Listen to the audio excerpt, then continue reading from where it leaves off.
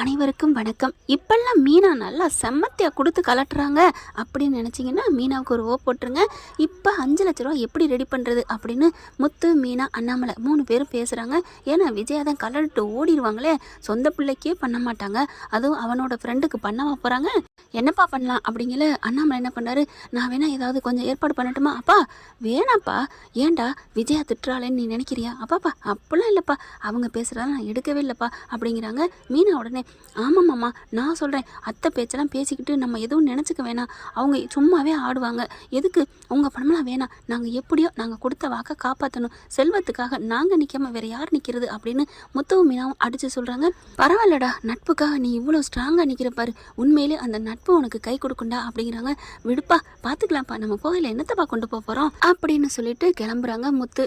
உண்மையிலே இன்னைக்கு பேசுனாங்க பார்த்தீங்களா வக்கீல்கிட்ட, டிரைவரோட வாழ்க்கை எப்படின்னு, அது 100க்கு 100 உண்மைங்க. செல்வ வீட்டுக்கு போகிறாங்க, போயிட்டு பேசுகிறாங்க. அண்ணே என்னென்ன பண்ணுறது, என்கிட்ட இந்த கொஞ்சம் கொஞ்சம் சின்ன சின்ன தோடு இருக்குன்னே என் புள்ள காதில் கிடந்தது அப்படின்னு சொல்லிட்டு 1-2 கிராம் கொடுக்குறாங்க.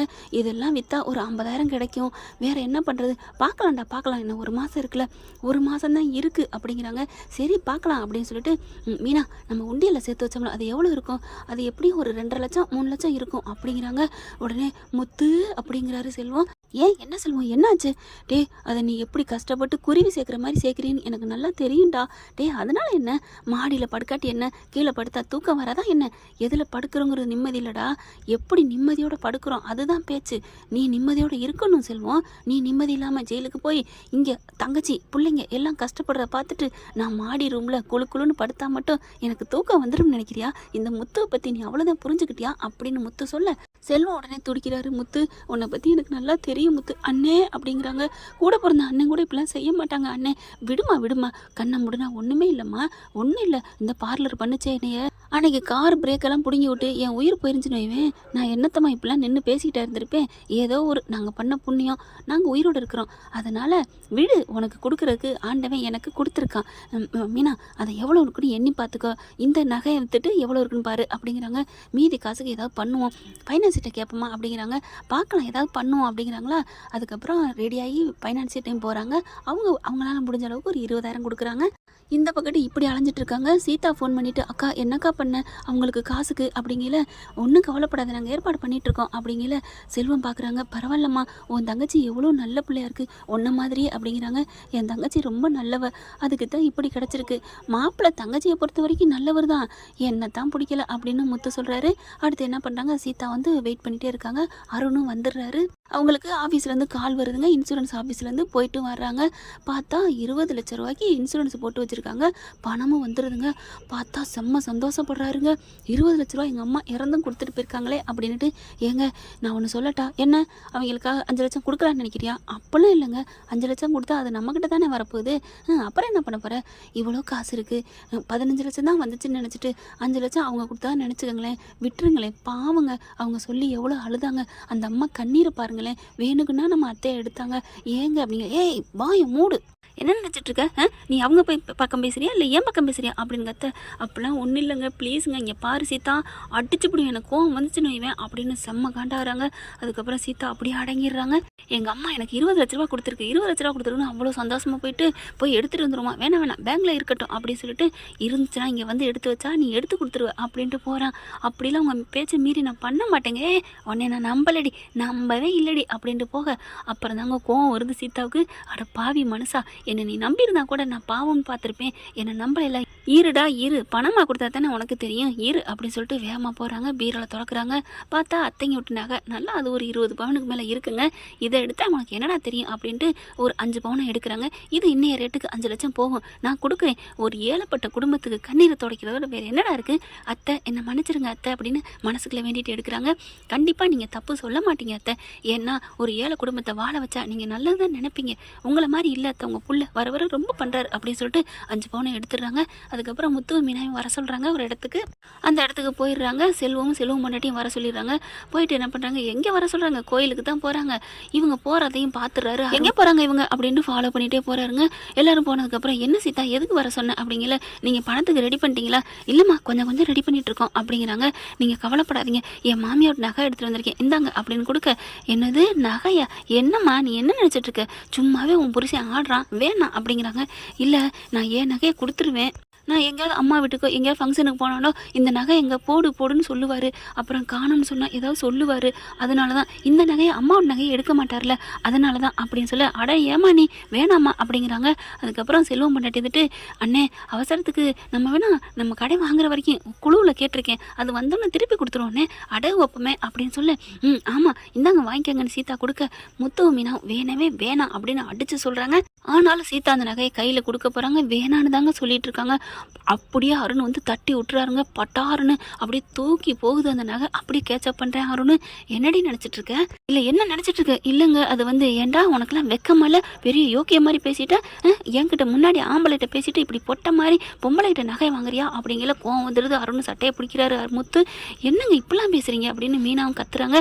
என்ன புருஷன்ட்ட ஏவி விட்டு என் சட்டையை பிடிக்க வைக்கிறீங்களா அப்படின்னு கேட்க, ஏன் அருண் இப்படிலாம் பேசுகிறீங்க, அவர் அப்படியே பேசினாரு, நீங்கள் இப்படி பேசுனதுனால இப்படி பிடிச்சாரு, என் பொண்டாட்டிகிட்ட நகையை வாங்குவீங்க நான் பேசாமல் தூங்குவேனா, ஐயோ சீதா நான் சொன்னேன்னு கேட்டியா, உன் நகையை நாங்கள் வாங்காமலே இப்படி பேசுகிறாரு, நாங்கள் வாங்கவே இல்லைங்க, நீங்கள் கேட்காமலே கொண்டாந்துருப்பா அப்படின்னு கத்துறாங்க. ஏங்க அவங்க கேட்கவே இல்லைன்னு சீதா சொல்கிறாங்க. நீ வீட்டுக்கு வாடி உன்னை வச்சுக்கிறேன்னு அப்படியே தலையோடு அடித்து கூப்பிட்றாரு. இங்கே பார் ரோட்டில் வச்சு அடிக்கிற வேலை வச்சுக்கிட்ட, ஓ அப்போ வீட்டில் வச்சு அடிக்கலாமா, சரி நான் வீட்டில் போய் வச்சு அடிச்சுக்கிறேன், இங்கே பாரு வீட்டில் வச்சு அடித்தாலும் வயலன்ஸ் தான், உன்னை நான் சும்மா விட மாட்டேன், தங்கச்சிக்கு ஏதாவது ஒன்றுனா அப்படின்னு மீனா கத்துறாங்க. பாத்தியாடி உன் அக்கா எல்லாரும் என்ன பேசணும் தானே இதை எடுத்தாந்து கொடுத்தேன், இங்கே பாருங்க அவங்க பாவம் கஷ்டப்படுறாங்க, ஏய் இது என் அம்மாவோட நகடி, ஓன் நகையை கொடுக்க வேண்டியதுனடி, அப்போ ஏன் நகையை கொடுக்குறேன் அப்படின்னு சொல்லிட்டு கழுத்தில் இருக்க செயின் எடுக்க போகிறாங்க. அது ஏன் வீட்டுக்கு வந்துட்டு அது ஏன் நகை, யார் நகையை யார் கொடுக்குற, டே உங்களுக்குலாம் துப்பு இல்லைடா, ரோட்டில் போயிட்டு தர்மம் எடுங்கடா அப்படின்னு சொல்லிட்டு பொண்டாட்டி அடிச்சு இழுத்துட்டு கூட்டிகிட்டு போகிறான். ரொம்ப ஃபீல் பண்ணி நொந்துக்கிறாங்க. தலையில் செல்வம் அடிச்சுக்கிறாரு.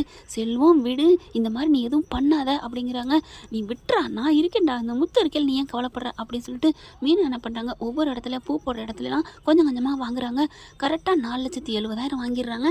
நாளைக்கு விடிஞ்சா நீ 5 லட்சம் கொடுக்கணும், கொடுப்பியா கொடுக்க மாட்டியா அப்படின்னு முத்துவுக்கு தெனாவட்டா ஃபோன் பண்ணி பேச, உனக்கு கண்டிப்பாக 5 லட்சம் வரும் போதுமா, நைட்டுக்குள்ளே எப்படி காசு ரெடி பண்ணிடுவேன் என்ன அப்படிங்கிறாங்க. என்னமோ 30,000 குறையுதாமே, என்ன பண்ணுவேன், 30,000 இல்லை 30 பைசா குறைஞ்சாலும் நான் வாங்க மாட்டேன், கேஸை போட்டு தள்ளிட்டே இருப்பேன் அப்படின்னு சொல்லிட்டு வைக்கிறான் ஃபோனை. அப்படியே சீதா பார்க்குது, என்ன நீ பேசுனதை நான் கேட்டேன், அதுதான் அவ்வளோதான் அப்படின்ட்டு போகிறேன். அருண் சி சைக்கோ அப்படிங்கிறாங்களா, பக்கத்தில் வந்து சைக்கோ தாண்டி, சைக்கோ இப்படி தான் கடிக்கும் அப்படின்னு டக்குன்னு கடிக்க போகிறாரு. ஒதுங்கி போயிடுறாங்க. பார்த்தா தோள்பட்டையில் கடிச்சு வச்சுறான். இவெல்லாம் ஒரு மனுஷ ஜென்மமாக, முத்து சொன்னார் அன்னைக்கே கேட்டாங்களா. இங்கிட்டு பார்த்தீங்கன்னா அதான் காதலில் போய் விழுந்தாங்க, அதுக்கு மீனாவும் துணை நின்னாங்க. இப்போ தங்கமேலுக்கு மீனா நிற்கிறாங்களே அந்த மாதிரி. இப்போ இந்த பக்கத்து எப்படி மீனா தெரியும் 30,000 குறையிறத கரெக்டாக சொல்கிறான் அப்படின்னு முத்து கேட்குறாரு. என்னங்க தங்கச்சிட்டு இப்போ தானே பேசினேன், அவன் ஒட்டு கேட்டிருப்பான் அப்படிங்கிறாங்க. கண்டிப்பாக என்னடி இப்போ பண்ணுறது ஒன்றும் புரியலைங்களே. டக்குன்னு பின்னாடி ஒரு கை வைக்கிறாங்க. திரும்பி பார்க்குறாங்க. அண்ணாமலை அப்பா அப்படிங்கல. ஏன்டா நான் அப்பா தானடா, என்கிட்ட நீ வாங்கக்கூடாதா, இல்லைப்பா அது வந்துப்பா, டேய் உனக்கு ஒன்று கஷ்டம்னா நான் நிற்கணும்டா, எனக்கு ஏதாவது நீ நிற்பியா, நீ சும்மா இரு, மரியாதையா நாளைக்கு பேங்குக்கு வர 30,000 எடுத்து தர்றேன் வாங்கிக்கிட்டு போகிற, இல்லைப்பா பேசாமல் வாய மூடுறா அப்படின்ட்டு போகிறாங்க. இதை அப்படியே மனோஜ் கேட்டுட்டு ஆத்தா கிட்ட போட்டு கொடுக்க, ஓ 30,000 கொடுக்க போகிறானா, 30 காசு கூட கொடுக்க விட மாட்டேன் அப்படின்னு சொல்லிட்டு என்ன பண்ணலாம் அப்படின்னு, என்ன எங்கே போகிறீங்க அப்படின்னு காலையில் கத்துது. வாய மூடுறி அப்படின்னு சொல்லிட்டு பொண்டாட்டி தான் அடைக்கிடுவாரே. இவங்க எல்லாம் பேங்குக்கு போகிறாங்க. அப்பா நீ மட்டும் போயிட்டு வரியாப்பா, இல்லை நான் வரப்பா, நீ வேணாண்டா நான் வாங்கிட்டு வந்து தரேன் அப்படின்னு 30,000 வாங்கிட்டு வராங்களா.